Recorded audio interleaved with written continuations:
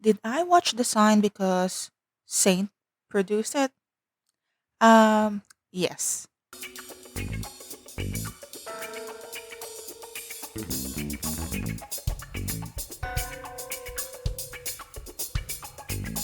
I realized I did not introduce myself last time, so I'm stupid. My name is Nemuchan, and if you recognize that reference, you're a legend. And also, you've been around the BL world too fucking long.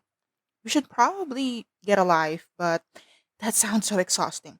So, I saw this post on Insta, or was it on Facebook, asking about your first anime crush. And I was going through the comment section, and I'm like, babes, our attraction to red flags started too early. I had an obsession with Hisoka from Hunter X and Sashimaru from Inuyasha back in high school. What about you? Who's your first red flag? Comment down below. If you've found my channel, you've been scrolling on YouTube far too long. You need a break. But before you go, like this video, share it with someone else, and waste their time too. Not sure how we're going to do this, but here we go. So, the sign. I watch it in a character driven perspective because unfortunately, one of the subplots of the show is not something I enjoyed. Organized crime in fiction bores the hell out of me. Now, crimes of passion, that's something I'm very interested in, whether in fiction or true crime documentaries or podcasts. That does not sound right. I promise I'm not a criminal in my private time. So, the sign is a modern retelling of the legend of the Garudas and the Nagas. They're half siblings and mortal enemies who's trying to kill each other. As sometimes happen in real life with half siblings, it has its origins in both Hinduism and Buddhism. And that, my friend, is the reason why the sign is so intriguing to me. Mythologies, I eat that shit up. Modern retellings of mythologies, yes, please. The sign is unfortunately part of the series of underwhelming endings this year, 2024. Fucking Cherry Magic and DFF. You just wait, I'll get to you. I think the only satisfying ending I can think of, at least for Thai BLs, is Last Twilight. That one's quite a ride. I cried the whole of episode 12. Even though I was cursing P off for the whole time jump, not that it's any surprise when it comes to P off. What else do we have? Korean BLs. Love for Love's Sake. That one's confusing as fuck. Just for two. It's too short, but I guess they did their best for the 10 episodes with 20 minutes runtime that they have. And they have Lee Dayol and Taeyeon. So, what else can you say? I'm biased. No one can trash Just for Two. They brought back my babies, even though it's just a few seconds, and will forever be grateful. So, the sign. First half, amazing. Mwah. Chef's kiss. Is the intro in the first episode too long? Yes. Am I complaining? Yes, as well. Even if they've cut off a few minutes of that, I think the impact is still going to be the same. It screams budget, okay? It actually became a bit redundant after a while. I just skipped to the part where Tharn had his vision. My favorite scene was actually in the first episode as well, halfway through. The underwater test, that scene where Paya was struggling, we saw the silhouette of the Naga behind him. That was great. Tharn on the boat waiting for him. I love that part. Was I hoping Paya will drown the whole time? Yes. That would have been a dramatic first episode if he died there and then he reincarnated and we started the series on their next reincarnation. That would have been dope. Okay, so I'm back. Not that you can tell the difference, of course. I got sidetracked by real life. Real life's be life in. Okay, where was I? Let's back up a little bit. Let's go back to the intro. While watching the whole intro, I was thinking, I really hope this is a training sequence because the fight scene's shit. And then it turned out to be a training sequence, and I'm like, okay, we can forgive. And after that, the whole fight scenes throughout the series are good. They're not amazing, but they're definitely so much better than some series that we're not going to mention. And then Chart turned out to be nuisance. And I was like, for God's sake, Chart, not again. I don't know how to pronounce his real name, so I'm going to just call him Chart throughout. Another reason to be watching the series is to see if Billy will still have that brooding expression he has in his previous two series. And he did. If this is another cold, detached, brooding male lead, I'm out of here. It's so overdone. We need some simps. We need someone like Leeming from Two Moons or Propie from Love in the Air. These male leads with cold demeanor and he only shows emotion when the love of his life is threatened is honestly getting really, really tiring. We need something else, guys. So at this point, I'm just staying for Tharn because Tharn's character is very interesting. He's having these visions whenever Paya will be in danger and he feels obligated to save him. So he obviously feels a draw to him from the very start. Thorne's always watching him. He's very concerned about Paya, but trying to appear nonchalant about it. But he's easily flustered, especially when Niai is teasing him. The training montage is definitely better than the intro sequence. I think the editing of that was done really well. And also, there's so much ass in this show, but it's disappointing that Captain Act did not show his. Am I the only one who feels like that? I'm getting more and more irritated with Paya as the first episode goes on because he's very arrogant, saying that he's going to solve the death of one of the trainers. Like, babes, shut the fuck up, get back in line. If I talk back like that to one of the seniors in the reserve training, the whole batch is doomed. But fortunately for them, they were given a night out instead. Cam Thong and the Ice dynamic is so funny. It's such a relief to find that the comedy in this show is not cringy. That's one of the things that I don't look forward to with these Thai BLs. Most comedy in the BL shows hurts my soul with secondhand embarrassment, and you just get used to skipping them or powering through them. So finding the supporting actors funny is such a relief, and they relate so much to Yai. That's the kind of friend I am. If you're my friend, prepared to get bullied and teased a lot. I actually have the same attitude towards series. I might have a lot of complaints, but that just means I love it. Overall, if I don't love a show, I'm not even going to talk about it. So later part of the episode, Paya finally dropped the brooding act and started to become flirty.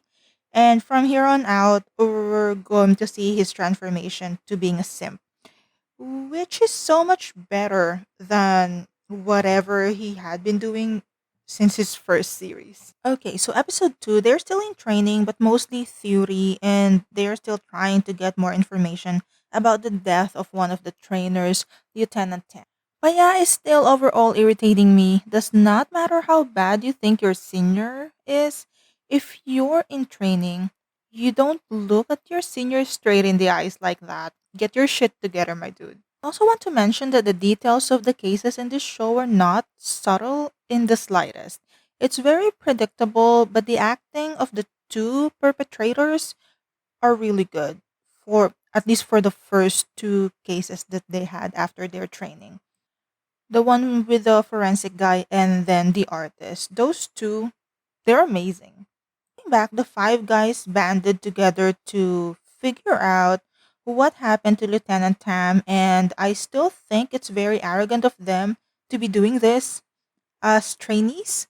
I know Yai has some misgivings, and I totally agree with him. But of course, he gave in because of Tharn. And of course, they got caught because nobody listens to me in this series. And honestly, I blame Paya. It's all Paya's fault because Paya could not be trusted. He's being influenced by the supernatural, and how Tharn has not caught up to the fact that Paya is being enchanted is beyond me, given how much he watches him. If I'm Captain Act, you guys are out of here, but he's nicer than me. I'm going to kick them out just for the fact that they got caught. Sloppy work, my loves. Get out of here and then try again next year. But then we would not have a show. Another training montage, but you can see this time the group's closer than before. So they graduated and got selected to the special unit, the surprise of no one. We finally meet Doc at the end of, was that second episode? I'm not even going to attempt to say his name. I'm just going to butcher it. And I have a lot of thoughts about Doc, mainly that he's not fleshed out enough as a villain for us to feel anything other than irritation whenever he comes up. And in turn, it irritates me whenever Tharn constantly sides with him, and he does this throughout the fucking series. I love it more when these shows flesh out the villain properly, that you feel for them, or that you really really hate them instead of just irritated by them. His personality is just flat and not much substance. He's there to get between Paya and Thorn, and that's about it. In the third episode, the fantasy part of the plot really picks up. So Paya has been dreaming of this girl once a month for years, and the frequency picked up recently. We later learn that this is because he is now close to the reincarnation of that woman who is Thorn. People on the show pointed out multiple times that this woman, Wansarat and Thorn, look alike. They do not, but okay. Topaya decided to find out more about these dreams by going back to where it all started, the place that happens to be Tharn's and Yai's hometown. They, of course, met there during a festival, and we meet Yai's stunning better half, Sand. We also met Longpor. He's a monk and their somewhat father figure. And straight up, I know Longpor knows something. Longpor reminded Thorn about giving merit to offset the bad karma from his previous life. And this is the part I don't understand. Why is he the one with the bad luck? All he did was fall in love and die for it. You know who should not be having a comfortable life? It's Doc. It's really sad that his last life affected his present one so much that he was sent to live in a temple as a kid away from his grandmother. Been drilled into him that this is because of his bad karma, and now he's afraid that if he lets someone close love someone, they will be hurt as well. So we later learned that Paya is the reincarnation of Garuda and Tharn was a Naga, or Nagini for women. Talk about star-crossed lovers, literally being descended from warring ancient beings. Longpor said when they were younger that Paya could hold off Tharn's bad karma, but every time they were together, something bad happens, so I'm not sure how that works. He also told them that Tharn must protect Paya, which is a tall order. Paya's always in danger. Like, what the fuck? The amount of time he almost died in the series. If I was Tarn, I'll just let him die. Let's start this over in the next life. Maybe it'll be better. Longpor started praying and talking to a disembodied. Big words. Big words are so hard for my small brain. Disembodied voice, and I knew it that Longpor knows more than he's giving, and I don't trust him. So Thorn and Yai brought Paya to the festival, and he's visibly uncomfortable with all the Naga references around him. Paya seems to think that his nightmare was triggered by Thorn, but I think that's just a really creepy place to be sleeping in at night, temple or not. We also got their first kiss in episode 3. That's quite early in BL standard, but the BL standard for kissing is pretty low. The kisses in the series, though, are pretty good. Are the kisses better than Pit Babe and Last Twilight? I can't help but compare these three because I watched them back to back. Are they better? Not exactly better, but different. Jimmy C's first kiss scene was an emotional one, so it has more impact. Alan and Jeff's are more of Alan coaxing Jeff because it's his first time. For me, this is a personal opinion, so please don't kill me. Don't attack me, okay? I still have a lot of things to do in life. Actually, I don't have anything to do. So go ahead and kill me and make sure it hurts, okay? So, Paya and Thorns kiss scenes and love scenes are better than Babe and Charlie only because my feelings watching Babe and Charlie are tinged with secondhand embarrassment and cringe. Pavel's kiss scenes are always hot anyway, especially with the one with Dom on Two Moons and okay, enough simpering. I just love Fourth and Beam so much, so I'm always going to be biased. So I guess for me, it doesn't really matter who Papa Bell is with. Because for me, Dom would still be the love of his life. Okay, let's stop with the delusions. I'm pretty sure everyone's Delulu once in a while, okay? So, next. Episode 4, I think. They're now in their real jobs. And their first case is about 3 people who were forced to kill their abuser. Allegedly. They were first kidnapped and kept in a warehouse of some sort and was forced to face and eventually kill the man who abused them, which is fair enough. Have at it. So as it turned out, the guy who was doing all of those was someone who works in the forensics. He was trying to get revenge for his sister who was abused. Abused. Words, they are hard for me in the morning. Okay, so his sister was abused and eventually killed herself. If I was part of the team, I'd say, here's the guy that hurt your sister. Have at it. But that was just me. And for someone who worked in forensic, he's a sloppy criminal. He did took steps to remove his fingerprints, but every self-respecting murderer knows not to involve anyone else in your crimes. That's a great way to get caught. Not that I would know anything about being a criminal. And also, don't keep evidence. Destroy those evidence, burn them. I got questions though. That ambulance that responded to the scene when they were in the abandoned mental hospital, where were the paramedics? Why is Tharn the one checking on Paya? Okay, so when Tharn pulled at Paya's collar, that was kind of hot. But seriously, where's the paramedics? And another question, why is everyone just pointing their guns? Shoot! It's a gunfight. Hold on, before I expose myself on the internet, how old is Yai?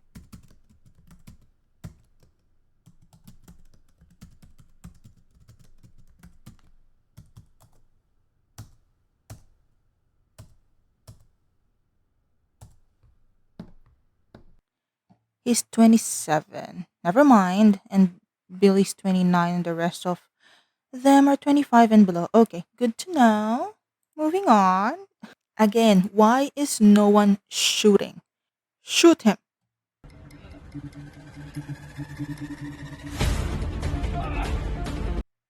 So their next case is about Art, the artist. Very subtle. The English names in Thai series is something else. And one thing I'm confused about, Art thought he killed the boyfriend, right? I was confused. But that's probably because of my small brain. And also, for most of that, my thoughts were I really want a gun to kill Doc just to get it over with. I guess I can just rewatch it, but I won't. But in all seriousness, I probably watched the series first 8 episodes for more than 5 times. And if I haven't gotten it at this point, I probably won't. Art the artist may or may not have killed his cheating boyfriend. While I was watching them investigate, I was trying to guess what happened, right? Am I the only one who thought he made him into a sculpture or mix him with the paint somehow? Not that I would have any experience or knowledge on how to do that, but I was really thinking, did he grind him up and mix him with the paint? So he was eventually proven innocent. I'm just a judger and I have very grim imagination. So let's go through the characters at this point, okay? Because like I've mentioned, not focusing on the Montreal plot of this, because yeah, Not my thing. It was boring. But not because of anything bad about the series. I'm just not their target audience. I said I don't have an hour to spend for the sign, but this is running on almost half an hour now. Great. So first, Maris. Maris honestly is my spirit animal. I'm that when I'm in a meeting, just listening to music or a podcast in the background. Because not only are meetings stressful to me, but when there's someone being told off, my secondhand embarrassment is killing me. Then there's Captain Ack. I thought he's in league with Montri, or at least somehow involved in the death of Tharn's parents, because hot guys like that are normally the villain. I was wrong, of course. I'm not really as smart as I pretend to be. Me and Dudge. Is it just me that feels like whenever they came on the screen, they're going to bone? Just me? Probably just my bisexual brain showing. But I don't like Dudge. She's very suspicious. Cam and Thongtai. Chaos follows scam, and I love it. I think for all of Thong's objection, he loves it too. The two of them are super funny together, and how their relationship started. I bow to Tong Tai's wisdom. Check for physical compatibility before committing. Cause Scam does not look like he'll be good in bed, honestly. I hope there's a spin off of them. But I look forward to their own series as well because this guy got the nerve to cheat. I cannot. Like, Cam, get out of here. And Hang, or Doc. Like I mentioned before, I would have loved for him to be more fleshed out. His only motivation is to get Tharn because in Tharn's past life, he was promised to Doc and he fell in love with someone else. That's his whole shtick. That's so flat. It's lazy writing. They should have at least shown what was the consequences of his position as a Naga prince that he lost and killed his intended. Did he lose face? Did he lose power among the Nagas? What happened to him after Garuda and Wansarat died? Was just really was he just really waiting all this time for them to be reborn? Because babes, get a life. We did not get that much backstory other than Tharn saying what happened to him at the last episode. We really did not get to see him again, which is just sad. I was really hoping we can get more out of him. His The premise was so interesting. They could have put more story behind Doc, more than just the crossed lover. And from what I understand, he's not even that to Wansarat. So last one, Tharn and Paya. Tharn has a default mode throughout the series. His scowling face, really so adorable. Tharn must have been really, really tired with how much he needed to save Paya throughout the series. Like, it's a full time job on its own. Like I said, he should have just let him die, in my opinion. Most of the time, it was Paya's fault. He was putting himself in danger anyway. After the second time, just let him drown. One thing that I really don't like about Tharn is his dismissive attitude toward Paya's concern and jealousy about Doc. At first, I understand. He's known Doc longer, he's closer to him, and Paya is this irritating new acquaintance, right? I know from audience perspective, Doc has always been sus, but it's not obvious to Tharn. Him and Paya are already together. Surely you'll give more credence to your partner's concern. Even though you don't see it, Paya is obviously distraught about something, and automatically dismissing that concern is not a good attitude towards your partner. And people are going to say, well, he's a close friend and Thorn does not see what Paya sees. And I say, no. Even if you don't see it, if your partner thinks and feels like it's a concern, you consider it seriously. That's how it should work. I also heard a few comments about Babe portraying Wansarat in their past life instead of just having Freen doing all the flashback. And I'm like, y'all complaining about a female character not looking traditionally female in the year of our Lord 2024? Really? Can't relate. If the narration says she's a woman, she's a woman. Okay, so the ending. Arn was fatally hurt, and Doc convinced Paya he could save Tharn by taking him back to their world. To their world. Words. Words are hard for my small brain. Okay. So take him back to their world, the world of the Naga. And Thorn did not come back for 2 years. Girl, girl, bye. Get out of here. 2 fucking years. Then he came back last part of the last episode spouting word salad about what happened to him. Girl, part of your ending happened off screen? What? Get out of here. I'm tired of this. Honestly, for the whole episode, I was hoping Tarn would not come back and they would just allude to Paya and Tharn starting over in their next life. That's not going to be a happy ending, but that's going to be a surprising ending instead of whatever the hell happened there. They did say there's going to be a special episode, but I think I said this in Pit Babe as well. Your main plot should have ended in the original series, which is in this case, this 12 episodes. If you need the special episode to wrap up, you didn't have enough episode to begin with, or you should have gotten back to the drawing board and rewrote the script for 12 episodes. It's like I'm selling a book and telling people endings sold separately. Girl, please leave.